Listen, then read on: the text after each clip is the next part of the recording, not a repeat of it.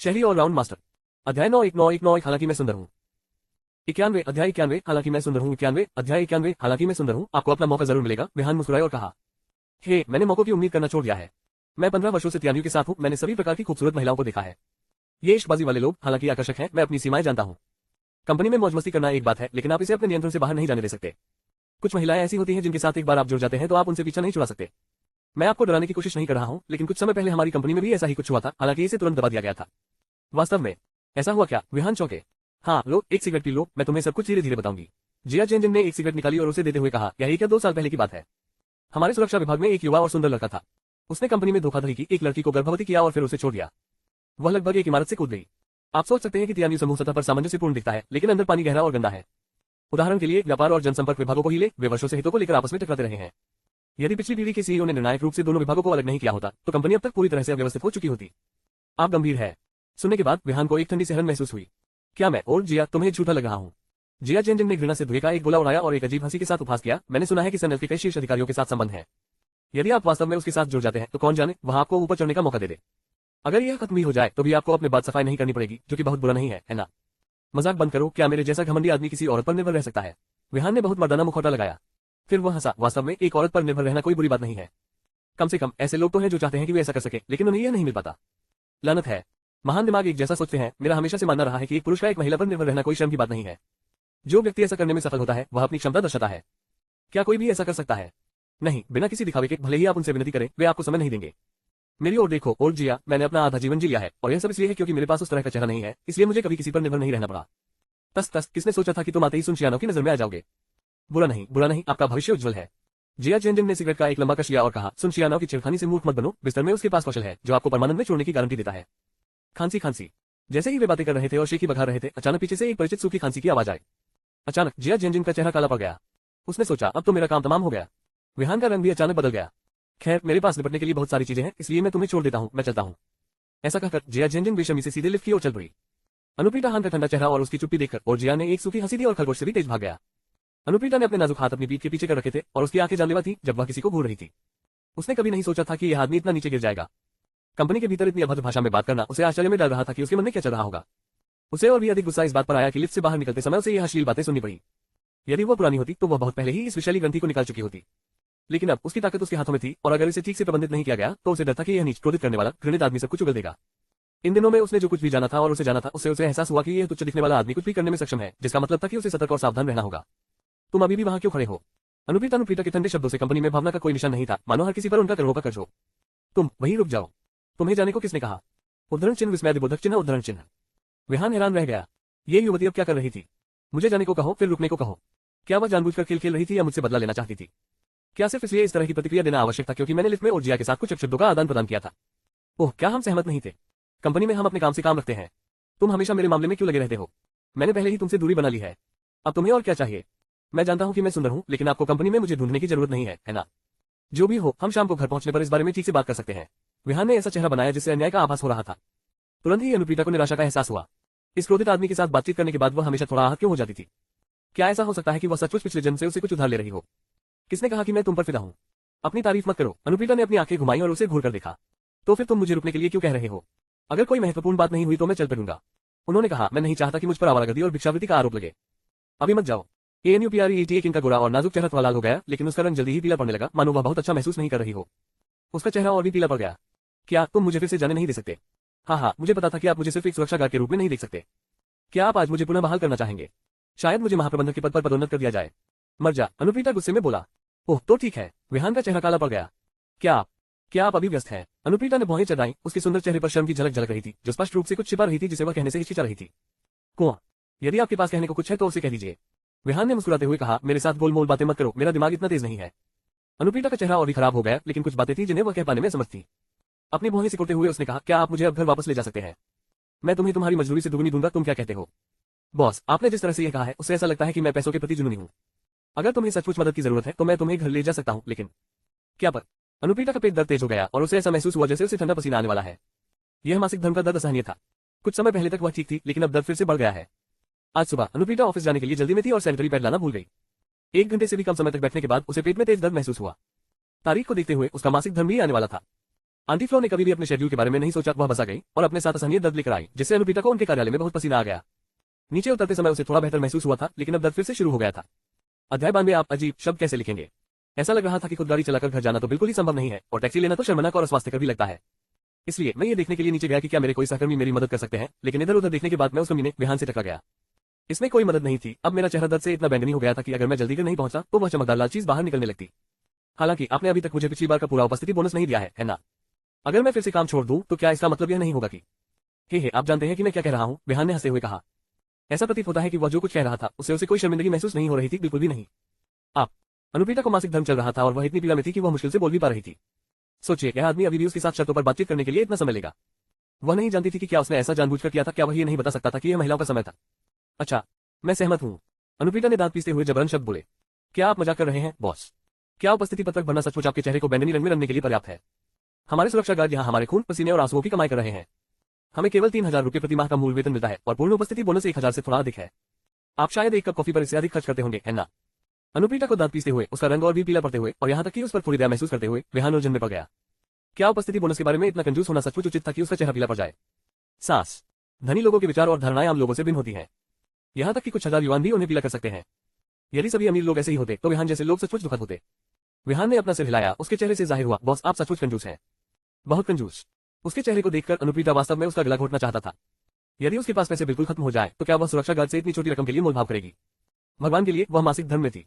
क्या उसे सचमुच इस तुच्छ सुरक्षा गार्ड को यह समझाना पड़ा कि मामला पैसों का नहीं बल्कि उसके पीले चेहरे का कारण मासिक धर्म था? अच्छा, इसे मेरी हानि समझो, चाहे आप भविष्य में मेरी उपस्थिति दर्ज कराएं या नहीं, क्योंकि आपने पहले ही इस मुद्दे को उठा लिया है, इसलिए इसे अस्वीकार करना मेरे लिए ठीक नहीं होगा। चलो चले मालिक। आखिरकार वह उस दिन काम से थक गया था और विहान को वास्तव में आराम करने के लिए घर जाने का मन कर रहा था। क्या तुम मेरा साथ दे सकती हो? अनुप्रीता ने अपने पेट के निचले हिस्से को पकड़ लिया, उसका रंग लगातार खराब होता जा रहा था, लगभग कागज की तरह सफेद हो रहा था। यहाँ तक कि उसके माथे पर पसीने की बूंदें भी दिखाई देने लगी। जब मासिक धर्म आता था तो वह दिन किसी भी महिला के लिए आसान नहीं होता था। ऐसा दर्द होता था कि मानो कुछ खींचकर बाहर निकाला जा रहा हो। वह मासिक धर्म के दौरान गंभीर दर्द से पीड़ित थी। आपको समर्थन? क्या आप स्वयं नहीं चल सकते? ये कंपनी है, इस तरह से देखे जाने से हमारी प्रतिष्ठा प्रभावित होगी। तुम बेवकूफ। मैं नहीं डरता तो फिर तुम किससे डरते हो? क्या आप अपनी प्रतिष्ठा को लेकर चिंतित है या क्या? अनुप्रीता ने उसे देखते ही क्रोध से भर दिया। वह इस समय कठिन परिस्थिति में थी। उसका मासिक धर्म कोई बीमारी नहीं था, लेकिन दर्द बहुत भयानक हो सकता था। विशेष रूप से मासिक धर्म के दौरान होने वाले तीव्र दर्द से अनुप्रीता की चेतना लगभग धुंधली हो गई थी। उसे इस तरह देखकर विहान भी मन ही मन अनुमान लगाने लगा। उसके साथ क्या हो रहा था? क्या ऐसा हो सकता है? क्या ऐसा हो सकता है? एक पुरुष होने के नाते विहान महिलाओं से संबंधित इन मामलों को नहीं समझता था। जब वह अन्य महिलाओं के साथ सोता था तो यह एक मुक्ति से अधिक कुछ नहीं होता था। वह कैसे जान सकता था कि एक महिला के लिए मासिक धर्म के दौरान होने वाली ऐंठन कैसी होती है? तुम ठीक हो? मानवीय आवेग से प्रेरित होकर विहान आगे बढ़े और उन्हें हाथ दिया। तुम मुझे कहाँ छू रहे हो? अनुप्रीता गुस्से में थी, उसे लगा जैसे उसकी छाती पर हमला हुआ हो। उफ, माफ करना, मैंने गलत जगह छू लिया। विहान का चेहरा थोड़ा लाल हो गया। अनुप्रीता ने उसे देखने के लिए अपनी टुटी उठाई, उसकी आंखों में सांत्वना की एक झलक भी दिखाई दी। आज अनुप्रीता ने पेशेवर महिलाओं के लिए तैयार किया गया एक सफेद सूट पहना हुआ था, जिसके ऊपर एक चुस्त उत्तम छोटा ब्लेजर और नीचे एक पतली हल्के गौज रंग की सफेद स्कर्ट थी। चिलचिलाती गर्मी में मौसम के बावजूद वह काफी रूढ़िवादी बनी रही। कपड़ों ने उसकी पतली संगमरमरी टांगों को लगभग पूरी तरह से ढक रखा था। ये गोरी और कोमल टांगों की एक जोड़ी की बर्बादी थी। कई मंजिलों पर लिफ्टों को पार करने के बाद दोनों अंततः बिना किसी घटना के भूमिगत पार्किंग गैराज तक पहुंच गए, जिससे अनुप्रीता को बड़ी राहत मिली। अगर वह जिस बात से सबसे ज्यादा डरती थी वही घटित हो जाती तो यह उसके लिए बहुत शर्मिंदगी की बात होती। हालांकि जैसे ही वह अपनी स्पोर्ट्स कार में बैठी, उसे एहसास हुआ कि वह खुद को रोक नहीं सकती और उसकी सफेद स्कर्ट से चमकीले लाल रंग के धब्बे रिसने लगे। इस समय अनुप्रीता लगभग पीड़ा में थी, विहान के कंधे पर झुकी हुई थी, उसके शरीर से आ रही खुशबू वास्तव में आकर्षक और मनमोहक थी। हालांकि विहान ने भी उसकी हालत देखी और तुरंत स्पोर्ट्स कार चलाकर सीधे अस्पताल पहुंच गए। क्या तुम और तेज जा सकते हो? अनुप्रीता ने कमजोरी से कहा। चिंता मत करो, हम कुछ ही देर में अस्पताल पहुंच जाएंगे, विहान ने आश्वस्त किया। इस महिला की टाइमिंग बहुत अच्छी थी। उसने प्रकृति को अपना काम करने देने के लिए इस क्षण को चुना जिससे स्पोर्ट्स कार की असली चमड़े की सीटों पर लाल रंग के निशान रह गए। उसका चेहरा कागज की तरह पीला देखकर विहान और भी चिंतित हो गया। थोड़ी देर और रुको, हम लगभग वहां पहुंच ही गए हैं। अगर आप कम बकवास करते तो मुझे लगता है कि मुझे थोड़ा कम कष्ट होता, अनुप्रीता ने अपने पेट को पकड़ते हुए कमजोरी से कहा। निश्चिंत रहो, मेरी ड्राइविंग कुशलता सर्वोत्तम है, अब मजाक करने का समय नहीं था। उसकी हालत बिगड़ती देख विहान ने हिम्मत जुटाई और एक्सीलेटर दबाते हुए अस्पताल की ओर दौड़ पड़ा। अस्पताल पहुंचने पर अनुप्रीता इतनी पीड़ा में थी कि वह लगभग बेहोश हो गई थी। ऐसा कहा जाता है कि जब किसी महिला को मासिक धर्म के दौरान तेज दर्द हो तो उसे सहन नहीं करना चाहिए और तुरंत अस्पताल जाना चाहिए। हालांकि अनुप्रीता ने इसे कठिन बनाने पर जोर दिया था। साथ ही वह इतना व्यस्त था कि उसे नाश्ता याद नहीं रहता था और वह कार्यालय में विभिन्न प्रकार की कॉफी पीता था। ऐसी परिस्थितियों में अत्यधिक कॉफी पीना बहुत अधिक कठिन हो सकता है, यहाँ तक कि बहुत ही धैर्यवान लोगों के लिए भी इसे संभालना कठिन हो सकता है। मासिक धर्म चक्र के दौरान यदि महिलाएं लंबे समय तक गलत खान पान की आदतें अपनाती हैं और उनकी देखभाल ठीक से नहीं होती तो कष्टार्तों की शुरुआत से उनकी स्थिति और खराब हो जाएगी। गंभीर मामलों में तो तुरंत बेहोशी भी हो सकती है। सौभाग्य से विहान उसे समय पर अस्पताल ले आया था। सुबह सुबह साधारण ड्रिप से काफी तेजी से लाभ हुआ। आखिरकार हालांकि मासिक धर्म का दर्द स्थायी है, लेकिन अगर कोई अपनी अच्छी देखभाल नहीं करता है तो यह स्थायी रूप से छिपी हुई स्वास्थ्य समस्याएं छोड़ सकता है। महिलाओं में इस प्रकार की बीमारी भयावह है जो प्रसव के बाद उत्पन्न होने वाली समस्याओं के समान है। यदि मासिक धर्म के दौरान इसका गलत तरीके से प्रबंधन किया जाए या लापरवाही बरती जाए तो ये जीवन में आगे चलकर स्वास्थ्य पर नकारात्मक प्रभाव डाल सकता है तथा विभिन्न प्रकार की दीर्घकालिक बीमारियां पैदा कर सकता है। आजकल कई महिलाएं तरह तरह की छोटी मोटी बीमारियों से पीड़ित हैं। हालांकि यह गंभीर नहीं है, लेकिन अधिकांश लोग साल भर दवा से मुक्त नहीं रह पाते। ऐसी दीर्घकालिक बीमारियों का इलाज कठिन होता है। अध्याय 93। अनुप्रीता की दुविधा ट्रिप खत्म होने के बाद अनुप्रीता की शत्रुतापूर्ण निगाहों के नीचे वे दोनों आखिरकार बड़ी मुश्किल से घर पहुंचे। पूरे रास्ते में अनुप्रीता ने विहान को आज की घटना के बारे में कुछ भी न कहने के लिए लगभग मजबूर किया, चेतावनी दी कि अगर उसने एक शब्द भी लीक किया, हम्फ, आज रात उसे शायद सचमुच सड़कों पर सोना पड़ेगा। घर पहुंचकर दोनों ने ऐसा व्यवहार किया जैसे कुछ हुआ ही न हो, कार्यालय में हुई घटना के बारे में कुछ भी नहीं बताया, ऐसा दिखावा किया जैसे कुछ हुआ ही न हो। याद रखो, मैंने तुम्हें यहाँ आते समय क्या कहा था, अगर तुमने एक भी शब्द लीक करने की हिम्मत की तो मैं, अनुप्रीता, कसम खाता हूं, मैं उसे कभी नहीं जाने दूंगा। दरवाजे में प्रवेश करते ही अनुप्रीता ने विहान को फिर से धमकाना शुरू कर दिया, जिससे पता चला कि उसके पुरुषवादी विचार कितने पुराने हो चुके थे। कुछ खाने के बाद विहान का फोन, जो उसने हुआक्सिया लौटने पर खरीदा था और अब तक कॉल नहीं करता था, अचानक बज उठा। स्क्रीन पर एक अज्ञात और रहस्यमय नंबर प्रदर्शित हुआ, जिससे विहान तुरंत सतर्क हो गया। हुआक्सिया लौटने के बाद से ऐसा लग रहा था कि किसी को भी उसका मोबाइल नंबर नहीं पता था, है ना। अनुप्रीता को कमरे में देखकर विहान चुपके से विला के बाहर भागा, उसके फोन पर अज्ञात नंबर की जांच की और फिर सावधानी से कॉल का जवाब दिया। हेलो ज़ेफेक। दूसरी तरफ से एक लंबे समय से छूटी हुई परिचित आवाज आई। ये कौन है? विहान हिचकिचाया। वह कुछ दिन पहले ही हुआक्सिया लौटा था और जहां तक उसे पता था उसके लौटने के बारे में किसी को पता नहीं था। ये वांग जुन है। क्या तुम्हें अपने पुराने सहपाठी की भी याद नहीं है? दूसरी तरफ से एक अत्यंत उत्साहित आवाज आई। वांग जुन, एक लंबे समय से अनकहा लेकिन परिचित नाम, जिसे विहान ने जल्दी से अपने दिमाग में खोजा। हाई स्कूल के सहपाठी वांग जुन, क्या तुम्हें याद नहीं है? दूसरी ओर से आवाज कुछ हद तक निराश फिर भी उत्साहित लग रही थी। ओह, क्षमा करें, आप वांग जुन हैं। तुम्हें मेरा संपर्क नंबर कैसे मिला? अंततः विहान को यह सहपाठी याद आ गया जिसके साथ वह कई वर्षों से संपर्क में नहीं था। लानत है, अंततः तुम्हें मेरी याद आ गई। मुझे लगा कि तुम मुझे भूल गए हो, वांग जुन ने बड़बड़ाते हुए कहा। लेकिन जब वे स्कूल में थे तो वे एक दूसरे के बहुत करीब थे, इसलिए एक दो गालियों से कोई खास फर्क नहीं पड़ता था। पिछली बार जब मैं आपके घर से गुजरा था तो मेरी मुलाकात लीलिन से हुई और उसने मुझे आपकी संपर्क जानकारी दी। अन्यथा मुझे पता भी नहीं चलता कि तुम वापस आ गए हो। विहान ने असहाय होकर अपना सिर हिलाया। पिछली बार जब वह घर आया था तो उसने अपनी संपर्क जानकारी छोड़ दी थी। अप्रत्याशित रूप से इससे उसका पुराना सहपाठी उसके पास पहुंच गया, जो वास्तव में एक आश्चर्य की बात थी। हाँ, आप कैसे हैं? विहान हल्के से मुस्कुराया, उसके तीखे चेहरे चमक रहे थे। वहां से गुजरती हुई सुंदरियां उसे दूसरी नजर से देखने से खुद को नहीं रोक सकी। हाँ, वही पुरानी बातें। अरे, अब जब आप अंततः वापस आ गए हैं तो हमारी बैठक आज रात शहर के जिया पैलेस होटल में है। आपको जल्दी आना होगा, देर मत करना। दूसरी तरफ से वांग जून खासतौर पर उत्साहित लग रहा था। Class reunion. विहान थोड़ा हैरान था। हाई स्कूल से स्नातक होने के बाद से ही वह अपने सहपाठियों से बहुत कम संपर्क में रहा था, जो सभी विश्वविद्यालय चले गए थे, जबकि उसे दाखिला नहीं मिल पाया था और बाद में अनेक घटनाओं के बाद वह विदेश चला गया था। हाँ, इतने सालों के बाद तुम आखिरकार वापस आ गए। सौभाग्यवश आप पुनर्मिलन के लिए समय पर पहुंच गए। जिफेंग, तुम्हें आज रात आना होगा। हमने तुम्हें बहुत याद किया है और हमने वर्षों से एक दूसरे को नहीं देखा है। हमें सचमुच आगे बढ़ना चाहिए। चूंकि उसे आमंत्रित किया गया था इसलिए विहान दिखावा नहीं कर सका। आखिरकार उन्हें आखिरी बार देखे हुए 5 साल हो गए थे। हाँ, जरूर, मैं इसे जरूर करूंगा। इतने वर्षों के बाद एक पुराने सहपाठी का फोन आने पर विहान वास्तव में बहुत आश्चर्यचकित हुआ। इतने वर्षों बाद भी वह उसे याद करता था, जिसका अर्थ था कि यह पुराना सहपाठी उसके साथ काफी अच्छा व्यवहार करता होगा, निश्चित रूप से उन लोगों से बेहतर जो उसका मजाक उड़ाते थे और उसे धमकाते थे। हाई स्कूल के दौरान विहान व्यावहारिक रूप से हर किसी का पंचिंग बैग था, लेकिन अब सब कुछ बदल गया था। फोन रखने के बाद विहान जल्दी से विला में वापस आ गया, जहां उसने अनुप्रीता को बड़े महिलाओं के काले फ्रेम वाले चश्मे पहने हुए अपने काम में तल्लीन देखा। विहान उसे परेशान नहीं करना चाहता था। ये ठंडी महिला वास्तव में काम में डूबी हुई थी, जो हर दिन कार्यालय में काम में डूबी रहती थी और घर पर भी आराम नहीं करती थी, बल्कि कंपनी के सभी प्रकार के मामलों को अपने साथ घर ले आती थी। वह एक ऐसी महिला थी जिसे वह प्यार भी करता था और नफरत भी करता था। तुम जानवर हो, मुझे भूख लगी है, मेरे लिए कुछ खाने को लाओ। उस समय हुआबुकी ने जिम्हाई ली और आलस से अपने कमरे से बाहर निकलते हुए अंगड़ाई ली। ऐसा लग रहा था कि उसकी तथाकथित सौंदर्य नींद लगभग खत्म हो गई थी। क्यों? क्या आप इसे स्वयं ऑर्डर नहीं कर सकते? क्या हमारे पास नौकरानी नहीं है? विहान ने सूरजमुखी के बीच खाते हुए कहा।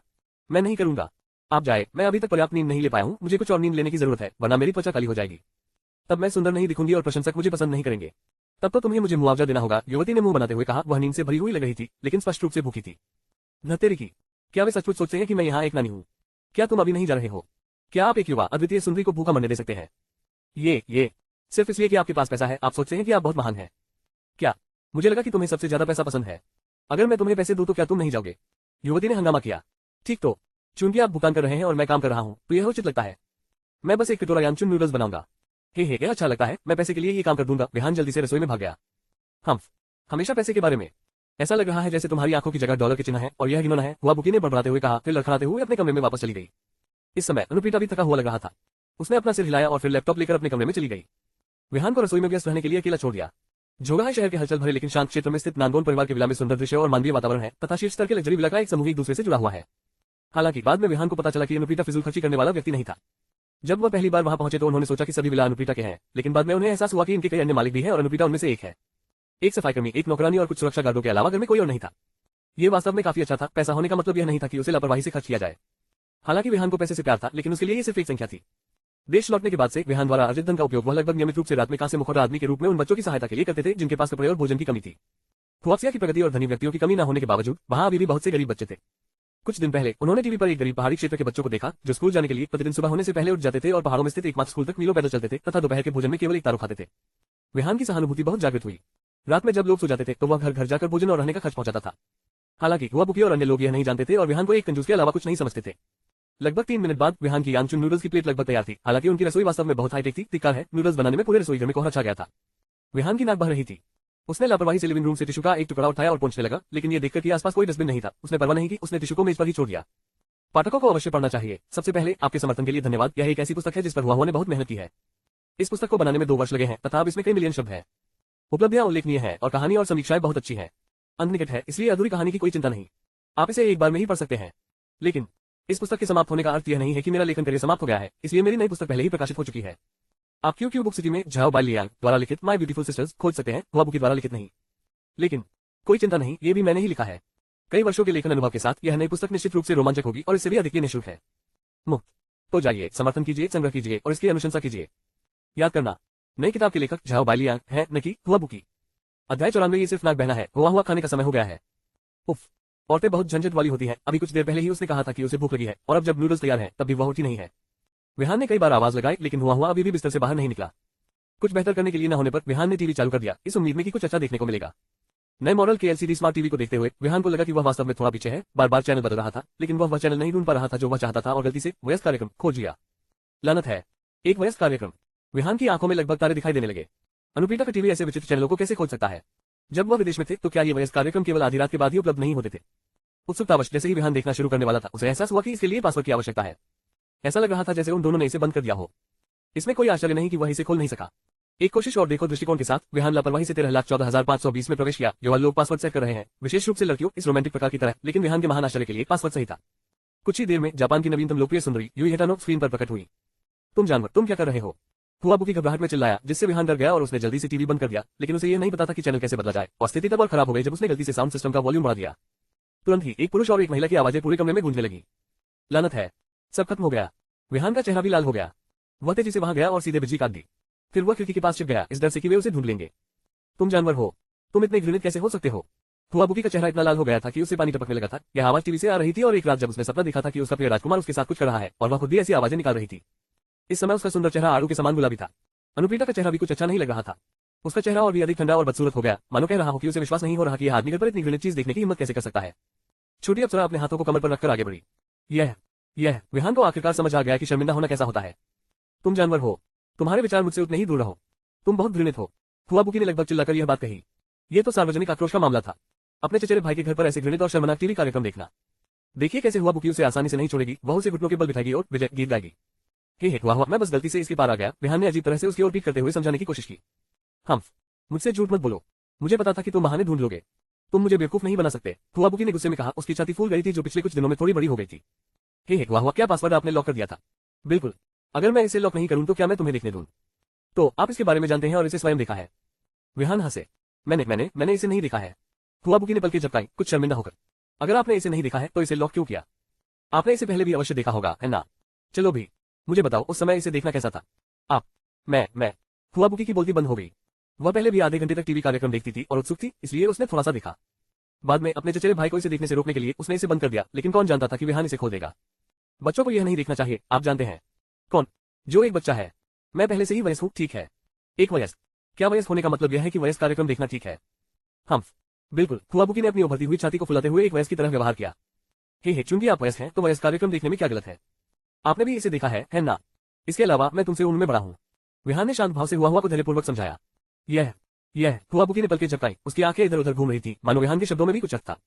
अचानक उसे लगा कि शायद वह इस मामले को बहुत बड़ा मुद्दा बना रही है। हुआ और नूडल्स खाओ। अनुप्रीता स्पष्ट रूप से हुआबुकी की तुलना में बहुत शांत थी। खाने की मेज पर बैठी और यांगचुन नूडल्स को सूंघ रही थी। वह पहले के दृश्य के बारे में पूछने में बहुत आलसी महसूस कर रही थी। आखिरकार जो हो चुका था वह हो चुका था और लड़ना सबसे अच्छा समाधान नहीं था। बेहतर है कि ऐसे व्यवहार किया जाए जैसे कुछ भी गलत नहीं हुआ हो। इसके अलावा विहान आज भी अपने मासिक आगंतुकों के मामले में ऊपरी हाथ रखता था। अगर उसे बहुत दूर धकेल दिया जाता तो वह सब कुछ गिरा सकता था, क्योंकि कोने में फंसे कुत्ते दीवार कूद जाते हैं और लोग भी ऐसा ही करते हैं। इस बार मैं तुम्हें छोड़ दूंगा। हुआबुकी ने विहान को गुस्से से घूरा, फिर खाने की मेज पर बैठ गई। जैसे ही वह विहान द्वारा बनाए गए नूडल्स का स्वाद लेने वाली थी, उसने डाइनिंग टेबल पर एक नैपकिन देखा जिस पर कुछ सफेद चिपचिपा तरल पदार्थ था। अचानक हुआबुकी और अनुप्रीता के चेहरे का रंग फिर से बदल गया। गलतफहमी मत पालें, ये तो बस नाक का पानी है। विहान ने बड़ी बड़ी आंखों से उसे वापस छीन लिया और समझाया। अनुप्रीता अब और खुद को रोक नहीं सका। यांगचुन नूडल्स के कटोरे को देखते हुए और यहां तक कि विहान की कुछ तरल को याद करते हुए उसे अचानक मतली महसूस हुई। तुम इतने खुले क्यों हो? जल्दी से अपनी बंदूक दूर रखो। जैसे ही विहान अचानक मुड़ा, लिटिल विहान ने अपना सिर उठाया, जिसे हुआ ने देख लिया। वह चौंककर तुरंत वहां से भाग गई। अनुप्रीता भी डर गई और उसने विहान को डांटा और उसकी आंखों को अपने हाथ से ढक लिया। अध्याय 95 आप गर्भवती हैं, आपका पूरा परिवार गर्भवती है। ये विहान ने जल्दी से अपना शरीर पीछे घुमाया। अपने छोटे भाई को अभी भी नीचे खड़ा देखकर उसे तुरंत बहुत शर्मिंदगी महसूस हुई। क्या पुरुषों का पौन देखकर उत्तेजित होना सामान्य बात नहीं है? इसके अलावा ये जानबूझकर नहीं किया गया था। तुम जानवर हो, पीछे मुड़ो। ओह, यह कोई बढ़िया विचार नहीं है। इस समय विहान की मुद्रा ऐसी थी जैसे कोई अस्पताल से खतना सर्जरी करवा कर आया हो। उसका पूरा शरीर झींगे की तरह मुड़ा हुआ था। दरअसल हुआबुकी और अनुप्रीत इस बात से भली भांति परिचित थे कि आमतौर पर जब कोई पुरुष ऐसा करता है तो उसका लिंग कठोर नहीं बल्कि नर्म हो जाना चाहिए। उन्होंने उस समय फिजियोलॉजी कक्षाओं के दौरान इस विषय पर व्यापक शोध किया था। ऐसा मत सोचिए कि केवल पुरुष ही महिलाओं का अध्ययन करते हैं। वास्तव में महिलाओं का पुरुषों का अध्ययन करना आपकी कल्पना से कहीं अधिक भयावह हो सकता है। इसमें क्या अच्छा नहीं है? मैंने इसे पहले भी देखा है, हुआबुकी ने शरारत से कहा। उसके दृढ़ अनुनय के तहत अति विहान ने खुद को वापस मोड़ लिया। शुक्र है तब तक उसका लिंग नर्म पड़ चुका था। खाने की मेज पर नूडल्स के 2 कटोरे देखकर अनुप्रीता की भूख पहले ही मर चुकी थी। उसने विहान को एक दुख भरी नजर से देखा और फिर उस पर ध्यान देना बंद कर दिया और उठकर कमरे की ओर चल दी। आज उसका मासिक धर्म आया था और उसका शरीर विशेष रूप से कमजोर महसूस कर रहा था। उसे जल्दी आराम की जरूरत थी। इस आदमी के साथ और अधिक समय तक रहने से उसे आंतरिक चोट लग सकती है। हालांकि हर बार जब वह अपने कमरे में लौटती और उस ठंडे बिस्तर को देखती तो अनुप्रीता की आंखें शरद ऋतु के पानी की तरह अनियंत्रित रूप से कांसे मुखौटा वाले आदमी की छवि को याद करती। यहां तक कि काम के दौरान भी उसकी परछाई उसके मन में छाई रहती थी। वह उस रहस्यमय आदमी से मिलने के लिए उत्सुक थी जो उसे दिन रात परेशान करता था। फिर भी ऐसा लग रहा था जैसे उनके बीच की दूरी बहुत ज्यादा थी, जैसे वह उसके लायक नहीं थी। तुम जानवर हो, क्या आप आज रात मुझ पर एक एहसान कर सकते हैं? डाइनिंग चेयर पर बैठी हुआबुकी ने अपना एप्पल आईफोन पकड़े हुए अनिच्छा से पूछा। क्या बात है? विहान ने बिना कोई भाव दिखाए बेपरवाही से जवाब दिया।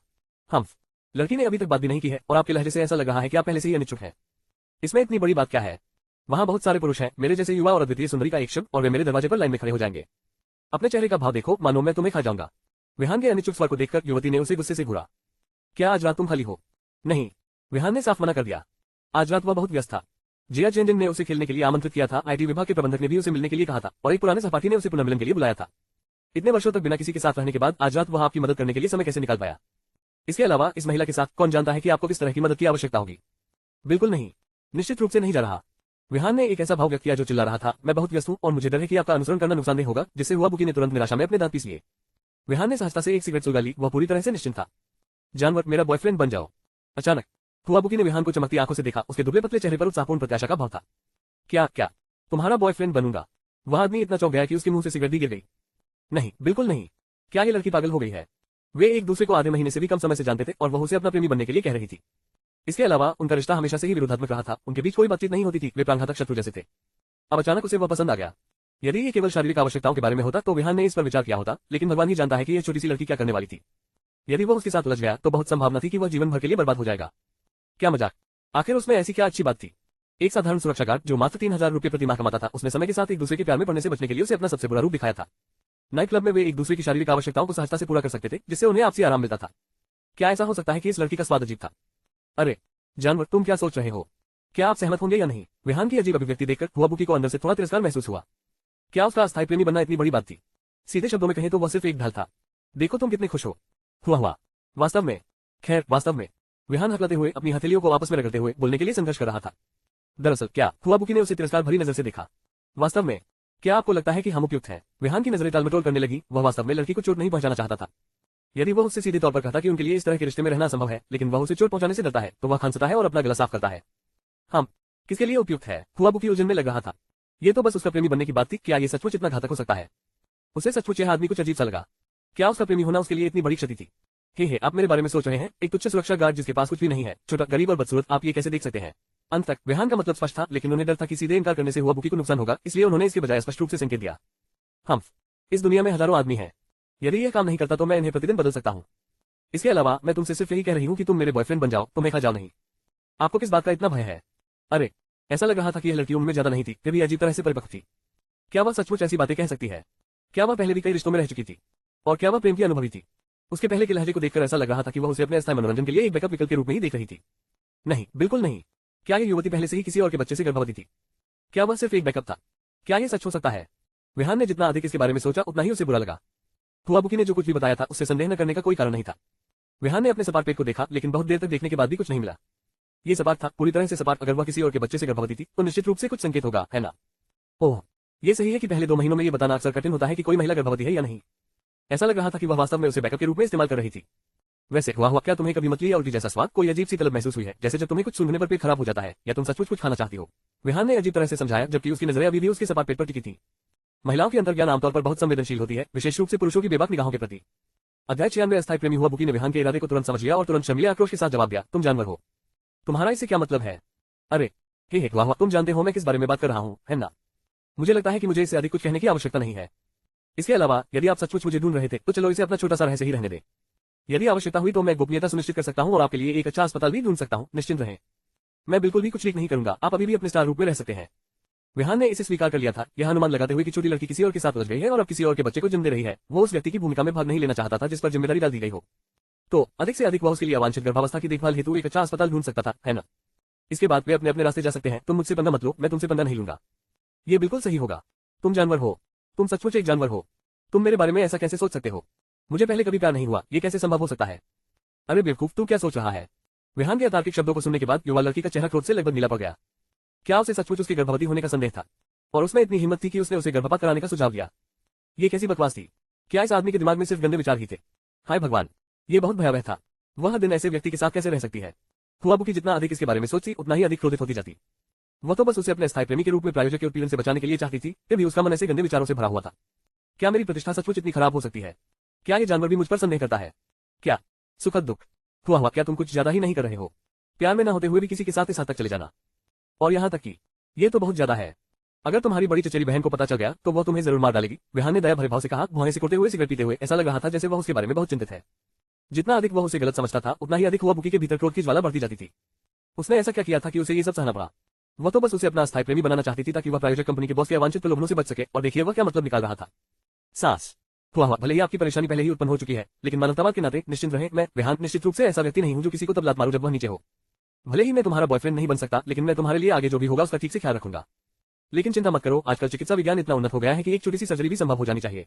विहान ने दिखावटी उदारता से आभरी आप जिस स्थिति में है वह बहुत ज्यादा है, भविष्य में अधिक सावधान रहना सुनिश्चित करें। अपनी भावी चचेरी बहन को देखकर विहान को वास्तव में उसकी चिंता हुई।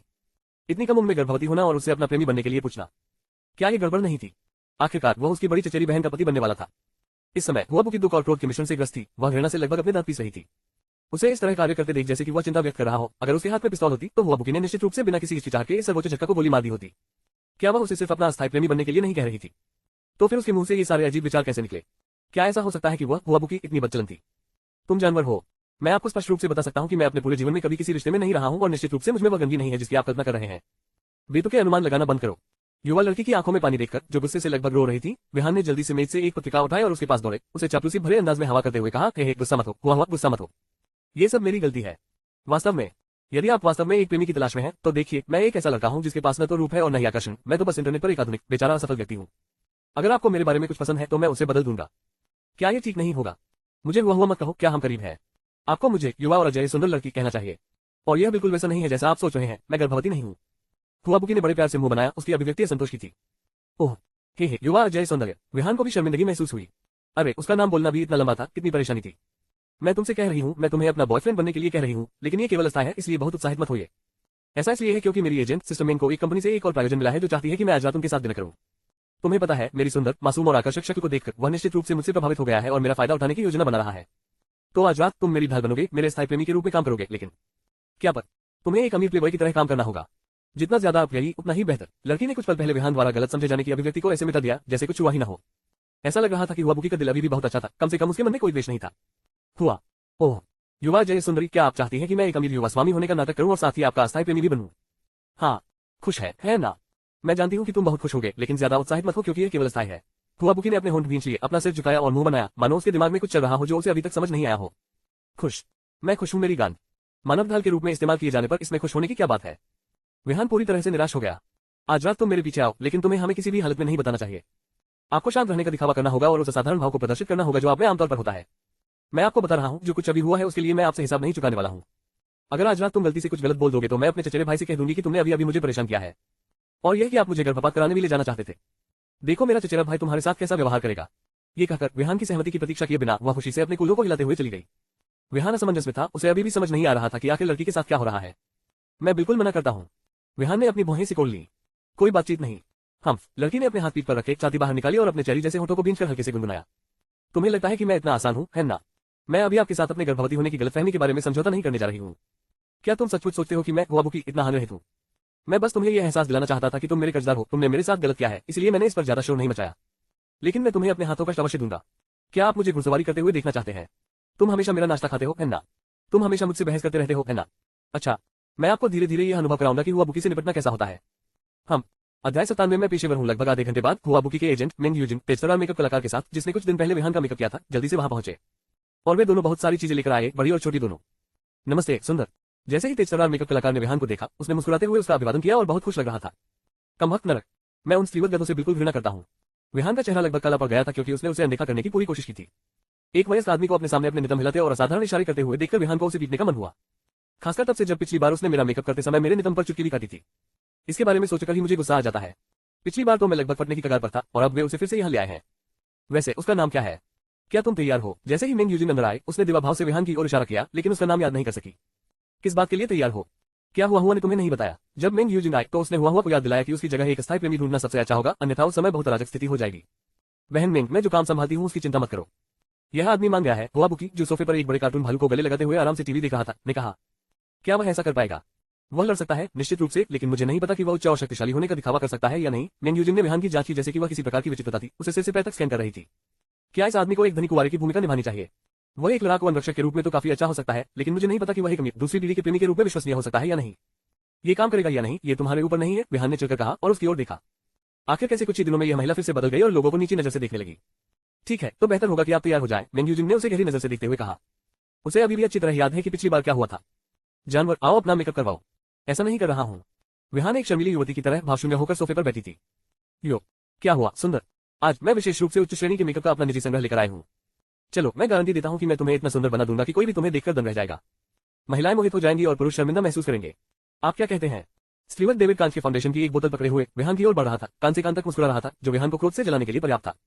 यदि वे कहते हैं कि किसी व्यक्ति में कोई गुस्सा या लाभ नहीं है, तो यह बकवास है। विहान की कमजोरी यह है कि वह विशेष रूप से उन कामुक पुरुषों से नफरत करता है जो महिलाओं की तरह व्यवहार करते हैं, विशेषकर वे जिनकी कमर बाल्टी जितनी मोटी है फिर भी वे लड़कियों जैसी मुड़ी हुई दिखती है। मुझे परेशान मत करो। विहान पहले से ही अपनी भावनाओं को नियंत्रण में रखने की पूरी कोशिश कर रहा था। यदि यह मोहक आदमी एक कदम और आगे बढ़ता तो लिन को संदेह था कि क्या वह उसे पीटने से खुद को रोक पाएगा। आराम करो सुंदर, मैं एक पेशेवर हूँ। अभी भी वही क्लासिक लाइन, अभी भी इतनी शर्मनाक। विहान ने धीरे से मुड़कर उसे एक भयंकर निगाह से देखा, उसे चेतावनी दी कि वह और करीब न आए, उम्मीद थी कि वह संकेत समझ जाएगा और उसकी अनिच्छा को समझते हुए पीछे हट जाएगा। लेकिन इस कमीने ने एक प्रसन्न अभिव्यक्ति दिखाने की हिम्मत की और हंसते हुए कहा, वाह, इतना सुंदर, काफी मर्दाना, पर मुझे ये पसंद है। धतेरी की, यदि आप और करीब आने की हिम्मत करते हैं तो मैं वास्तव में ज्यादा देर तक रोक नहीं सकता। विहान की उंगलियां पहले से ही ठंडी लगने लगी थी। डेविड, तुम क्या कर रहे हो? क्या तुमने अभी तक उसका मेकअप नहीं किया है? आज रात उसे लोगों से मिलना है। अरे हाँ डेविड, उसे थोड़ा और आकर्षक बनाए, और जब आप ऐसा कर रहे हो तो एक समृद्ध प्रभावशाली लुक तैयार कीजिए। जितना अधिक दिखावटी होगा उतना ही बेहतर होगा। बेहतर होगा कि एक नजर में ही आपको एक पूर्ण समृद्ध टाइकून जैसा लुक दिखाई दे। पिछली बार की तुलना में आज मेंग यूजिन ने काफी फैशनेबल कपड़े पहने थे। उनके पहनावे में एक आकर्षक सफेद बॉडी को इवनिंग ड्रेस थी, जिसके ऊपर एक नाजुक महिलाओं वाला ब्लेजर और नीचे एक साधारण हिप रैपिंग मिनी स्कर्ट थी। हालांकि उसकी चिकनी गोरी जांघें सफेद लेस वाले पारदर्शी मोज़ों से ढकी हुई थी, जो वास्तव में काफी आकर्षक लग रही थी। बात बस इतनी सी है कि यह महिला बहुत ज्यादा करियर प्रेरित थी, आमतौर पर बहुत मुखर थी, हर चीज पर खुद नियंत्रण रखना पसंद करती थी। विहान को इस तरह की महिला पसंद नहीं थी। चिंता मत करो, मैं एक पेशेवर हूँ। मैं वादा करता हूँ कि आप संतुष्ट होंगी। मेकअप आर्टिस्ट डेविड ने दोनों महिलाओं को इशारा किया, फिर मुस्कुराते हुए अपना मेकअप किट लिया और विहान की ओर चलने लगा। आप क्या कर रहे हो?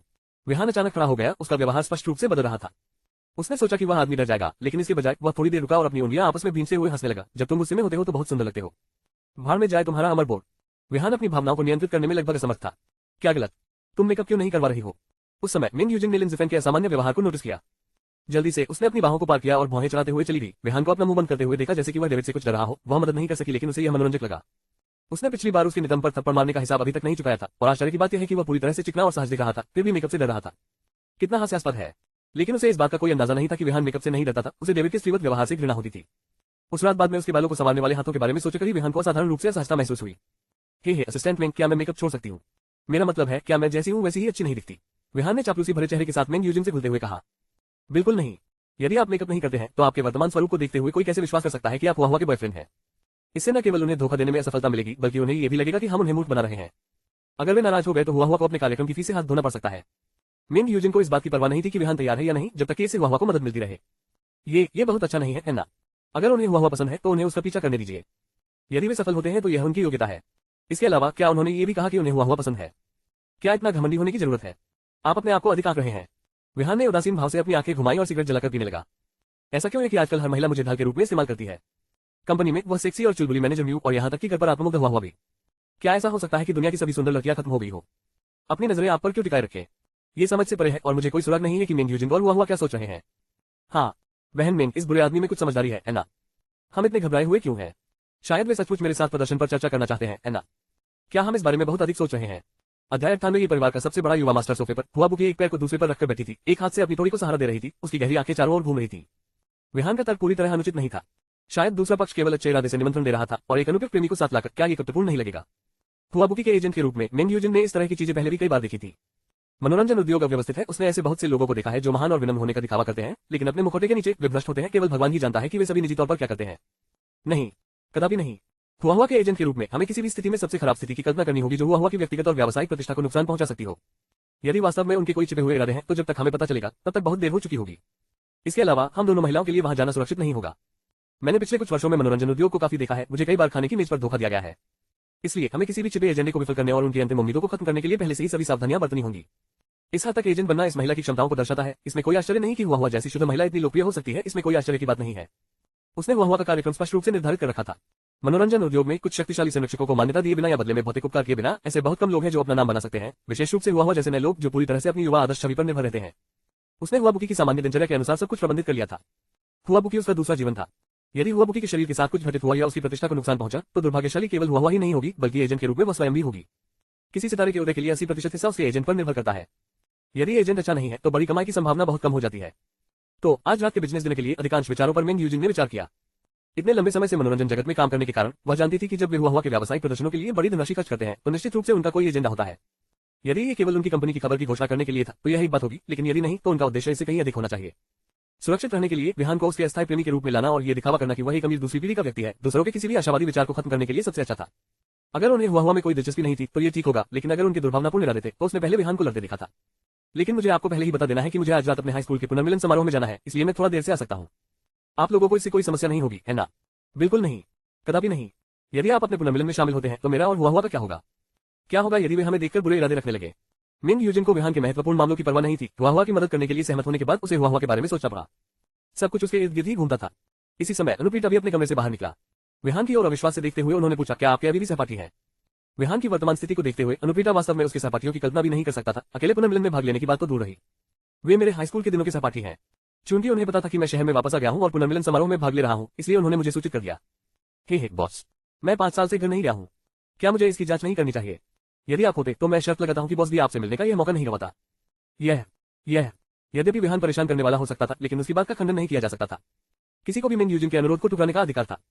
एक तरफ उसका चचेरा भाई और दूसरी तरफ विहान, जिसने एक वैध लेकिन परेशान करने वाली बात कही थी, के साथ अनुप्रीता वास्तव में ज्यादा कुछ नहीं कह सका। बेचारी, तुम इतनी दयनीय हो, है ना? यदि आपके पास सचमुच कोई महत्वपूर्ण बात है तो आगे बढ़ें।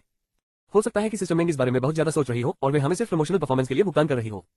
यद्यपि हुआ बुकी कभी कभी बचकानी हरकतें करती थी, लेकिन वह दयालु थी और स्वार्थी नहीं थी। विहान की दयनीय अभिव्यक्ति देखकर उसका दिल नम हो गया और वह उसे जाने देने के लिए सहमत हो गई। आखिरकार उसके पास भी तो महत्वपूर्ण मामले थे। अगर वह उसकी जगह होती तो वह भी इसे स्वीकार नहीं कर पाती।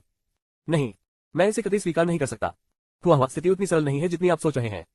यदि वे आप पर लालच करते हैं और कुछ हो जाता है तो पछतावे के लिए बहुत देर हो जाएगी। आजकल दुनिया बहुत अस्त व्यस्त है, खासकर आपके लिए। अगर कुछ गलत हो गया तो हम दोनों का भविष्य बर्बाद हो सकता है। आपको इस पर गहराई से सोचने की जरूरत है। मेरे वर्षों के अंतर्ज्ञान ने मुझे बताया है कि ये परिवार का युवा स्वामी निश्चित रूप से एक अच्छा व्यक्ति नहीं है। हालांकि वह घरेलू स्तर पर हमेशा कम चर्चा में रहते हैं और किसी गंभीर घोटाले में शामिल नहीं रहे हैं, लेकिन पछताने से बेहतर है कि सुरक्षित रहें। बहन मेंग, शायद आप सचमुच बहुत ज्यादा सोच रही हैं। आपने ये परिवार के युवा स्वामी की जांच की है और इसके अलावा वे अब हमारी कंपनी के साथ सहयोग कर रहे हैं। सबसे महत्वपूर्ण बात यह है कि वे हमें प्रचारात्मक प्रदर्शनों के लिए चाहते हैं, न कि उन कारणों के लिए जो आप सोच रहे हैं। एक बार आपको सांप ने काट लिया था और अब 10 साल से आप रस्सियों से डर रहे हैं। मुझे डर नहीं है, तुम्हें डरने की क्या बात है? युवा लड़की सोफे पर लेटी हुई थी। उसकी मलाइदार कोमल त्वचा आंशिक रूप से हवा में दिख रही थी, जिससे विहान की आंखें लगभग चमक उठी। उन्होंने ये उम्मीद नहीं की थी कि लड़की इतने कम समय में इतनी अच्छी तरह विकसित हो जाएगी, लेकिन फिर भी मेंग यूजिन हिचकिचाया। हाँ, हुआ समझ में आता है। हो सकता है कि वे आपको सिर्फ प्रमोशनल प्रदर्शन पर चर्चा करने के लिए आमंत्रित कर रहे हो, है ना? इसके अलावा अपने रूप के कारण वह किसी भी महत्वपूर्ण बात को कैसे छिपा सकता था? चाहे आप कितने भी सच धज कर तैयार हो जाएं, आप फिर भी एक साधारण अधीनस्थ ही रहेंगे। अनुप्रीता के शब्द स्पष्ट रूप से एक व्यक्तिगत हमला थे। ऐसा लग रहा था कि वह विहान की ओर से बोल रहा था, लेकिन विहान को यह बहुत अजीब लगा। इस बारे में कैसा है? मैं तुम्हें एक सुझाव दूंगा। तुम दोनों प्रमोशनल प्रदर्शन के बारे में बात करो और इस लड़के को उसकी कक्षा के पुनर्मिलन में शामिल होने दो। यदि चीजें वास्तव में काम नहीं करती हैं तो आप उसे फोन कर सकते हैं। उसे समय पर वहां पहुंचने में सक्षम होना चाहिए। इस तरह आप एक दूसरे को परेशान नहीं करेंगे। अनुप्रीता वास्तव में व्यवसाय में एक विशेषज्ञ थे। उन्होंने एक ऐसा समाधान सुझाया जिसके बारे में अन्य कोई सोच भी नहीं पाया था। ठीक है, तो यही एकमात्र रास्ता है। मेंग यूजिन कुछ उदास दिख रही थी। हालांकि युवा लड़की बहुत खुश थी। विहान शायद परेशान करने वाला हो, लेकिन खुद को उसकी जगह रखकर देखे तो उसने 5 साल से अपने पुराने सहपाठियों को नहीं देखा था। उसे शायद अपने पुराने दोस्तों की बहुत याद आती होगी। ठीक उसी तरह जब वह विदेश में थी तो उसे हर दिन अपने परिवार की याद आती थी। इसलिए वह विहान की भावनाओं को बहुत अच्छी तरह से समझती थी, भले ही वह लड़का इसे स्वीकार न करता हो। अध्याय 99। असहनीय अतीत कई महिलाओं के साथ परामर्श करने के बाद विहान ने आखिरकार हिम्मत जुटाई और उस डरपोक डेविड को उसे एक बहुत ही फैशनेबल बाल कटवाने दिया। हालांकि उस पर भड़कीली गंध ने वास्तव में विहान को एलर्जी महसूस कराई। अगर उसके बगल में लोग खड़े न होते तो विहान पहले ही नियंत्रण खो देता और उसे पीट देता। एक निरर्थक चर्चा के बाद प्रतिस्पर्धी मेंग यूजिंग ने अंततः विहान को जाने दिया, लेकिन निर्देश दिया कि वह हर समय कॉल पर रहे। आधे घंटे बाद विहान सिगरेट जलाते हुए टैक्सी से बाहर निकले। रात में रंग बिरंगी नियॉन लाइटों और आकर्षक वेशभूषा वाले स्वागतकर्ताओं को देखकर विहान ने लंबे समय से इतना शानदार जीवन नहीं जिया था। इससे उन्हें पिछले 5 वर्षों में घटित कुछ घटनाओं के बारे में सोचने को मजबूर होना पड़ा। हालांकि विहान बस हल्के से मुस्कुराए। अतीत एक सपने की तरह था, जो चला गया वह चला गया और सोचना बेकार था। अधिक सोचने से केवल मस्तिष्क कोशिकाओं को ही नुकसान पहुंचेगा। उसी समय विहान का फोन फिर से बज उठा। ये वांग जून का फोन था। कॉल का जवाब देने के बाद विहान लिफ्ट की ओर चला गया, जहां वांग जून पहले से ही दरवाजे पर उसका इंतजार कर रहा था। पहले तो वे दोनों चौंके, आखिरकार 5 साल में वे काफी परिपक्व हो गए थे। जब विहान प्रकट हुआ तो वांग जून ने तुरंत उसे गले लगा लिया और विहान को अपनी बाहों में भर लिया। तुम अंततः वापस आ गए। क्या तुम्हें पता है कि इन 5 सालों में मैंने तुम्हें कितना याद किया है? जब तुम गायब हो गए तो मैंने सोचा कि तुम मर गए हो और मैंने तुम्हें पूरी दुनिया में खोजा।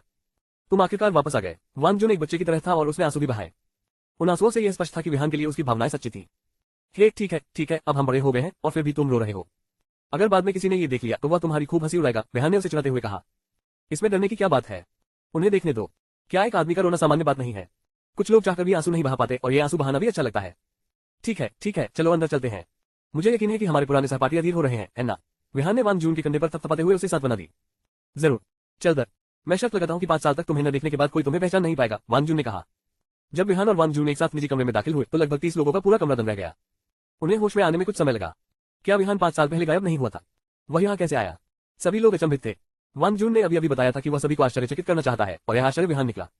5 साल पहले जो व्यक्ति सबकी आंखों में हंसी का पात्र था, जिसे वे नीची निगाहों से देखते थे, वह वास्तव में जीवित हो गया था और उसका स्वभाव पहले से स्पष्टता भिन्न था। विहान की आंखों में अब वह विचलित भाव नहीं था जो पहले था। उसकी आंखें लंबी और सुंदर थीं और जब वह मुस्कुराता था तो आप केवल एक पतली सी किरण ही देख सकते थे, लेकिन वे चमकती रहती थी जिससे उसमें एक रहस्यमय आभा उत्पन्न होती थी। उनका पतला शरीर स्पष्ट रूप से पहले की तुलना में अधिक ठोस था, लेकिन अभी भी पतला था, बस 5 साल पहले की तुलना में अधिक मजबूत था। उस समय 5 साल पहले विहान ने अभी हाई स्कूल से स्नातक किया था। अपने हाई स्कूल के दिनों में उन्हें अपने सहपाठियों से बहुत ही साधारण कारण से उपेक्षा सहनी पड़ी। वे उनकी गरीब पारिवारिक पृष्ठभूमि के कारण उन्हें नीची नजरों से देखते थे और बहुत कम लोग उनके साथ जुड़ना चाहते थे। इसके अलावा विहान उस समय बहुत बातूनी नहीं थे, हमेशा शांत और मितभाषी रहते थे। अंततः अपने सहपाठियों के उपहास को सहन करने में असमर्थ होकर उन्होंने पढ़ाई छोड़ दी और अपने गृहनगर में ओल्ड लियू पंचम जैसे लोगों के साथ आधा साल बिताया। उस शर्मनाक अवधि के दौरान विहान को ग्रामीणों द्वारा व्यवहारिक रूप से एक तक के रूप में देखा गया था। उसके बारे में सभी प्रकार की बेकार गपशप थी, जब तक कि उसके माता पिता अचानक गायब नहीं हो गए। उपस्थित सभी सहपाठी विहान को देख रहे थे जैसे कि वह एक राक्षस हो। तस तस तस, वह बहुत बदल गया है। किसने सोचा था कि अतीत का ये बेकार आदमी ऐसा हो सकता है? यह अविश्वसनीय है। इस समय भड़कीले कपड़े पहने और अभिमानी व्यवहार वाला एक युवक भीड़ से बाहर आया और विहान पर चिल्लाना शुरू कर दिया। ये कहना कठिन था कि वह विहान की प्रशंसा कर रहे थे या उसे नीचा दिखा रहे थे। ऐसा लग रहा था कि उनके शब्दों में कुछ और भी था। ली तियान, तुम ऐसा कैसे बोल सकते हो? तुम्हारा इससे क्या मतलब है? विहान अभी वापस आया है और आप उससे इस तरह बात कर रहे हैं। क्या तुम जानबूझकर मुसीबत ढूंढ रहे हो? वांग जून ने यह सब देख लिया था। ली तियान नाम का ये लड़का स्पष्ट रूप से लड़ाई की तलाश में था। इतने वर्षों के बाद भी वह पहले जैसा गुंडा नहीं था और यह अज्ञात था कि उसके साथ क्या गलत था। उसने सोचा कि वह अपने पुराने सहपाठियों को सिर्फ इसलिए नीची नजर से देख सकता है क्योंकि उसके परिवार के पास कुछ पैसा है। यो, वांग जून, मेरे सहपाठी। हीरो वाली बात क्या है? क्या मैं कुछ टिप्पणी नहीं कर सकता? आखिरकार हमें एक दूसरे को देखे हुए कई साल हो गए हैं और उसकी वापसी इतनी अचानक हुई है। क्या मैं एक पुराना सहपाठी अपनी बात नहीं कह सकता? भले ही मैंने जो कहा वह थोड़ा हृदयहीन था, लेकिन ये सब प्रशंसा में था। मैं उसकी तारीफ कर रहा था। वांग जून को विहान का बचाव करते देख ली तियान तुरंत नाराज हो गया। आखिरकार अभी भी आसपास बहुत सारे सहपाठी थे। अपनी आवाज ऊंची करते हुए उसने वांग जून पर अपने शब्दों की बौछार कर दी। बिल्कुल, वांग जून का परिवार भी बहुत सम्मानित और समृद्ध था, इसलिए वह इस कमीने से नहीं डरता था। फिर भी उनके साथ खड़े दर्जनों लोगों में से एक भी व्यक्ति ने न्याय के लिए आवाज नहीं उठाई, क्योंकि आजकल कौन व्यवहारिक नहीं है। हाई स्कूल में सब कुछ संबंधों के बारे में था, जिसका उद्देश्य बाद में समाज में भरोसा करने के लिए नेटवर्क बनाना, लेन देन को आसान बनाने के लिए मजबूत संबंध बनाना था, जो सभी के लिए अच्छा था। विहान के लिए दयालु शब्द कहने की इच्छा किसमें होगी? इसके अलावा यह एक सर्वविदित तथ्य था कि विहान एक गरीब परिवार से थे। सीधे शब्दों में कहे तो जो लोग उनके करीब आते थे वे बदकिस्मत होते थे। भविष्य की देखभाल के लिए ली तियान के साथ अच्छे संबंध बनाना बेहतर था। कौन विहान जैसे गरीब व्यक्ति के साथ जुड़ना चाहेगा? लेकिन जमीनी स्तर पर भी एक या दो बुराइयां ऐसी थी जो फीनिक्स में बदल गई। उस समय एक प्यारी सी दिखने वाली महिला सहपाठी आगे बढ़ी। ली तियान और विहान दोनों को देखकर मुस्कुराए और कहा, हम सभी पुराने सहपाठी हैं, मिलने पर ऐसा क्यों होना चाहिए? समय आगे बढ़ता रहे, इसलिए आइए अतीत को अतीत में ही छोड़ दे। अब हमारे लिए एक साथ इकट्ठा होना आसान नहीं है, इसलिए आइए खुश रहें। अतीत में जो भी गलतियां हुई थी, आइए हम सब हंसे और जो बीत गई उसे भूल जाएं। हे, कम से कम आपके शब्द सुनने में अच्छे हैं। ली तियान हंसा। उसकी नजरें कुछ देर के लिए लियू जिलान की छाती पर घूम गई। विहान देख सकता था कि यह प्यारी दिखने वाली लड़की लियू जिलान थी, जिसके साथ उसका हाई स्कूल में अच्छा रिश्ता था। उसकी मदद के कारण उसे कम परेशान किया गया। अब भी वह शांतिदूत की भूमिका निभाने के लिए आगे आ रही थी। किसी को पीसमेकर खेलते देख विहान ने हल्की सी मुस्कान दी और पीने के लिए अपना गिलास उठाने ही वाला था कि तभी एक और सहपाठी आ गया। विहान, बहुत दिनों से मुलाकात नहीं हुई। ऐसा लगता है कि तुम बहुत परिपक्व हो गए हो और काफी बदल गए हो। ये यान हुई थी, विहान की पुरानी दोस्त, जिसका दिमाग बहुत गहरा और योजनाबद्ध था। लेकिन उस समय वह इतना भूला था कि उसने यान हुई की सती मुस्कुराहट और छुपी हुई बातों को साधारण सौहार्द समझ लिया था। अब जहां तक विहान का सवाल है, चालाकी और षड्यंत्र की रणनीति बच्चों के खेल की तरह थी, वह उनसे थक गया था। अध्याय 100, ईश्वर जिसे आप अपमानित नहीं कर सकते। यान हुई ने प्रीमियम हेनेसी का एक गिलास उठाया, विहान को एक हल्की सी मुस्कान दी, फिर उसे एक घूंट में पी गए और कहा, बीती बातें भूल जाओ। हमारे लिए इस तरह दोबारा मिलना सचमुच आसान नहीं है। यान हुई एक आदर्श सज्जन व्यक्ति की तरह दिखते थे। हालांकि विहान को लगा कि यह आदमी पहले से भी ज्यादा गहरा हो गया है। विहान ने एक गिलास हेनेसी भी लिया, जिसकी एक बोतल की कीमत कम से कम 3000 होगी। ईमानदारी से कहें तो विहान ने विदेशों में वास्तव में इतनी शराब नहीं पी थी, इन अमीर दूसरी पीढ़ियों के विपरीत जो अपने अमीर पिता पर निर्भर रहते हैं और फिजूल खर्ची को ही जीवन का एकमात्र सहारा मानते हैं। ये देखकर की स्थिति शांत हो गई है, वांग जुन ने कुछ महिला सहपाठियों के साथ गिलास टकराना शुरू कर दिया जो काफी सुंदर थी। सभी लोग जल्दी ही एक दूसरे के साथ घुल मिल गए, सिवाय विहान के जो पूरी तरह से फिट नहीं बैठे। उन्होंने एक दूसरे का अभिवादन किया और वर्षों के अपने कार्य अनुभव साझा किए। विहान को तो यह भी महसूस हुआ कि इस कक्षा के पुनर्मिलन में बारूद की तेज गंध थी। जो एक सुखद समारोह होना चाहिए था, वह कुछ लोगों के लिए दिखावा करने का अवसर बन गया। ऐसा लग रहा था कि विहान को सचमुच नहीं आना चाहिए था। यदि उसे पता होता कि उसके सहपाठी अभी भी ऐसे ही हैं, तो उसे घर पर चैन की नींद सोना बेहतर लगता। पुनः एकत्रित होने पर ऐसा महसूस हुआ जैसे समय बीत गया हो और स्थान बदल गया हो। ऐसा लगा जैसे अचानक उसके सामने उसके हाई स्कूल के दिनों के कुछ दृश्य आ गए हो। स्नातक होने के बाद 4 या 5 साल बीत चुके थे, सभी की उम्र अब 20 के आसपास थी, कुछ की शादी हो चुकी थी और यहाँ तक कि दो तो माता पिता भी बन चुके थे। एक समय भावुक और आकांक्षी सभी लोगों ने महान आदर्श रखे थे, लेकिन वास्तविक जीवन के सामने वे सभी वास्तविकता के भारी दबाव से दब गए। कुछ वर्षों के संघर्ष के बाद कुछ लोग सफल हुए, जबकि कुछ असफल रहे। खाने की मेज पर कई पुराने सहपाठी इस बात पर गर्व कर रहे थे कि पिछले कुछ वर्षों में उन्होंने कितनी अच्छी सफलता प्राप्त की है, या तो वे प्रबंधकीय पद पर पहुंच गए हैं या किसी बैंक अधिकारी की बेटी से विवाह कर लिया है। फिर कुछ ऐसे सहपाठी भी थे जिनका जीवन उतना अच्छा नहीं रहा था, जो चुपचाप से झुकाए बैठे थे और शेखी बघाने वालों को चुपचाप देख रहे थे। पिछले कुछ वर्षों में अधिकांश लोगों का प्रदर्शन बहुत अच्छा नहीं रहा, यहाँ तक कि कुछ लोग शराब के नशे में धुत होकर अपने पुराने दोस्तों के साथ बातचीत करते समय फूट फूट कर रोने लगे तथा अपने अति कठोर बॉस और अपने आदर्श से दूर परिवारों को कोसने लगे। वास्तविक जीवन के दबाव में उन्होंने अपने युवा दिनों के सभी तथाकथित आदर्शों को त्याग दिया तथा अपने परिवारों को बेहतर जीवन प्रदान करने के लिए कड़ी मेहनत की। कई बार पसीना बहाते हुए वे अपनी युवावस्था के सपनों की कल्पना करते थे, लेकिन वास्तविकता की कड़वाहट पर कड़वी मुस्कान बिखेरते थे। वास्तविकता के सामने सभी को अपना सिर झुकाना पड़ा। 5 साल बाद वापस लौटना एक गलती थी, क्योंकि वह इन लोगों के साथ फिर नहीं बैठते थे। पीढ़ी का अंतर बहुत अधिक था। केवल वांग जुन ही अभी उससे बातचीत कर सकता था। अब इसके बारे में सोचते हुए विहान को और भी अधिक अलगाव महसूस हुआ, जैसे कि अजनबी लोग गुजर रहे हो, जिससे उसके दिल में उदासी की भावना गहरी हो गई। विहान, हमें बताओ, तुम इन 5 सालों में क्या कर रहे हो? आपके गोरे चेहरे को देखकर क्या ऐसा लग सकता है कि कोई अमीर महिला आपको अपने पास रख रही है? इस समय एक सहपाठी जो बहुत अधिक शराब पी चुका था, जीवन के दबावों से अभिभूत था और हौंट रहा था, उसने अपने नशे के उन्माद को उजागर करने का अवसर लिया, लेकिन एकमात्र व्यक्ति जिस पर वह इसे उजागर कर सकता था, वह संभवतः विहान था। मेज पर बैठे हुए विहान ने उसे अनदेखा कर दिया और अपनी गति से पीना जारी रखा, जिससे दूसरे सहपाठी को शर्मिंदगी महसूस हुई। जिस आदमी को वह कुत्ते की तरह धमकाता था, अब वह उसके सामने रवैया दिखाने की हिम्मत कर रहा था। हाई स्कूल में उन्होंने कभी भी विहान को गंभीरता से नहीं लिया, उन्हें एक पंचिंग बैग से ज्यादा कुछ नहीं समझा। हमारी युवावस्था के उन दिनों में यह विहान के जीवन का सबसे अंधकार में दौर था। हालांकि 5 साल बीत चुके थे और यह पुराना सहपाठी अभी भी विहान को नीची नजर से देखता था। उसका लहजा स्पष्ट रूप से मजाक उड़ाने वाला था। विहान परेशानी शुरू नहीं करना चाहता था या उसे स्वीकार भी नहीं करना चाहता था। उसने सहिष्णुता दिखाते हुए उसे केवल दिखावा करने का मन दिया, यह ऐसा कुछ नहीं था जो विहान करता। मैं कह रहा हूँ विहान, इसका क्या मतलब है? ओह, क्या आपको लगता है कि आप मुझसे बेहतर हैं? मैंने तुम्हें दोस्त की पेशकश की है और तुम उसका जवाब भी नहीं दोगे। विहान ने उसकी नशे में धुत हरकतों के बीच उसे ठंडेपन से देखा, एक शब्द भी नहीं कहा। वह सहपाठी स्पष्ट रूप से नशे में था तथा अपने जीवन के असंतोष के साथ साथ परिसर में अपनी प्रभावशाली स्थिति को याद करते हुए वह अपनी वर्तमान स्थिति का सामना नहीं कर पा रहा था। शायद अन्य सहपाठियों की प्रगति और समृद्धि को देखकर उसका मूड खराब हो गया था। उसने यह नहीं सोचा था कि विहान, जो पहले उसकी आंखों में कादर था, अब उसे अनदेखा कर रहा है। क्षमा करें, मुझे गुप्त उद्देश्यों से टोस्ट करना पसंद नहीं है, विहान ने सरलता से उत्तर दिया। अचानक सहपाठी के चेहरे का रंग बदल गया। आसपास मौजूद अन्य सहपाठियों ने भी ये दृश्य देखा और तुरंत ही उसके चेहरे पर जलन महसूस हुई, क्योंकि वह एक ऐसा व्यक्ति था जो अपनी छवि को महत्व देता था, विशेषकर ऐसे व्यक्ति के सामने जिसे सबकी नजरों में कायर समझा जाता था। हालांकि विहान अब बदल गया था, लेकिन अंदर ही अंदर अधिकांश लोग अभी भी उसे नीची नजर से देखते थे, किसी और चीज के लिए नहीं, बल्कि इसलिए क्योंकि हर कोई विहान की पारिवारिक पृष्ठभूमि से यह बता सकता था, चाहे तुम्हें पसंद हो या नहीं, तुम्हें इसे पीना ही होगा।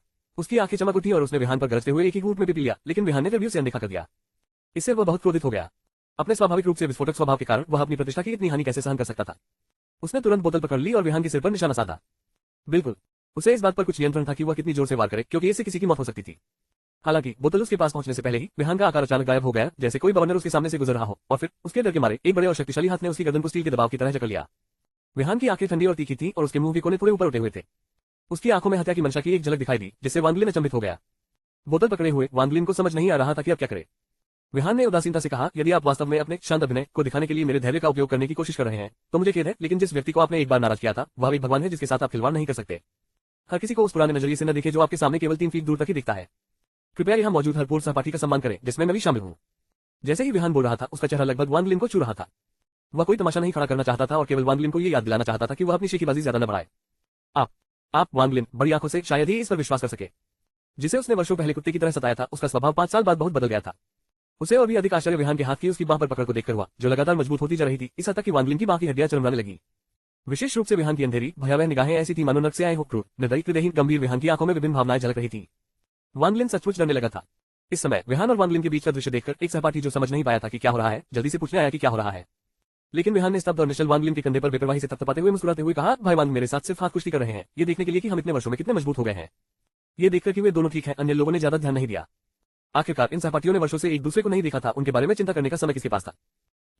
हुआ ध्यान रखना कि तुम पार्टी में शराब न पियो, ठीक है? बिल्कुल मत पीना। इस बार यंग मास्टर ने हमें आमंत्रित करने के पीछे कोई छिपा हुआ उद्देश्य अवश्य रखा होगा, इसलिए आपको शराब नहीं पीनी चाहिए, अन्यथा यह अराजकता को और बढ़ा देगा। विहान के जाने के बाद मेंग यूजिन ने अनुप्रीता की सुपरकार लैम्बोर्गिनी को तेज गति से चलाया, जिससे अनगिनत ईर्ष्यालु और घृणित निगाहें उस पर पड़ी। मुझे पता है, बहन मिंग, आज आप इतनी परेशान क्यों हो गई हैं? जब हमें पहले आमंत्रित किया गया था तब आप ऐसे नहीं थे। हुआ बुकी ने सचते हुए शिकायत की। किसी कारण से आज मैं इस निमंत्रण को लेकर असहज महसूस कर रहा हूँ, जैसे कुछ होने वाला है। जब हमें पहले प्रायोजित किया गया था और आमंत्रित किया गया था तो मुझे इसकी परवाह नहीं थी। लेकिन मैंने सुना है कि ये परिवार का ये युवा मास्टर एक बहुत ही रहस्यमय व्यक्ति है, जो लगता है कि अभी अभी देश लौटा है। यहाँ मनोरंजन उद्योग में आप उनका नाम भी नहीं ढूंढ सकते, उनके पिछले घोटालों की तो बात ही छोड़ दीजिए। इसलिए पछताने से बेहतर है कि सुरक्षित रहें। यदि वह आपको बाद में पीने के लिए आमंत्रित करता है तो आपको बिल्कुल नहीं पीना चाहिए। समझ गया। मिंग यूजिंग मनोरंजन उद्योग के अंधकार से अच्छी तरह परिचित थी। उन्हें पता था कि कई सितारों को डेब्यू से पहले ही भोज में पराजित होना पड़ा था। इसलिए उन्हें निमंत्रण स्वीकार करना पड़ा क्योंकि यह उनकी कंपनी के साथ सहयोग जैसा लग रहा था। व्यक्तिगत हितों की परवाह किए बिना कंपनी पक्ष पर भी ध्यान दिए जाने की आवश्यकता है। अगर बात सचमुच ऐसी हो जाए तो आप हमारे यहाँ से उस आदमी को बुला लीजिए। जब उसने उनके घर के उस लड़के का जिक्र किया तो हुआ बुकी का स्वर काफी नर्म हो गया। क्या इसे हमारा माना जा सकता है? अगर विहान ने ये सुना तो वह क्या सोचेगा? हुआ मेरी बात सुनो। यदि वह आपको शराब पिलाने पर जोर दे तो ऐसा न करें। यदि आप वास्तव में इसे संभाल नहीं सकते तो मैं उस आदमी को बुला लूंगा और आपको उसे रोकने का कोई रास्ता निकालना होगा, ठीक है? चिंता मत करो बहन मिंग, आज मैं तुम्हें देखूंगा। अब मुझे राहत मिली है। कुछ मिनट गाड़ी चलाने के बाद दोनों जोगहाई शहर के एक प्रसिद्ध वाणिज्यिक अवकाश क्लब हाउस में पहुंचे। कम से कम दर्जनों मंजिल ऊंची ऊंची गगनचुंबी इमारत को देखते हुए वे क्लब हाउस में दाखिल हुए, जहां वर्दीधारी काले कपड़े पहने अंगरक्षक बाहर खड़े थे, जिनमें से प्रत्येक ऊर्जा से भरपूर था तथा पेशेवर येपिस और धूप का चश्मा पहने हुए था। मिंग यूजिन की तीव्र अंतर्ज्ञान ने उसे बताया कि ये युवा मास्टर ये निश्चित रूप से साधारण व्यक्ति थे। जोगहाई शहर के एक अति शानदार क्लब हाउस में इतनी भव्य उपस्थिति ने उनकी पृष्ठभूमि को प्रमाणित कर दिया। दुर्भाग्यवश ये व्यक्ति इस समय विदेश में था और घरेलू स्तर पर उसके बारे में कोई जानकारी नहीं मिल सकी।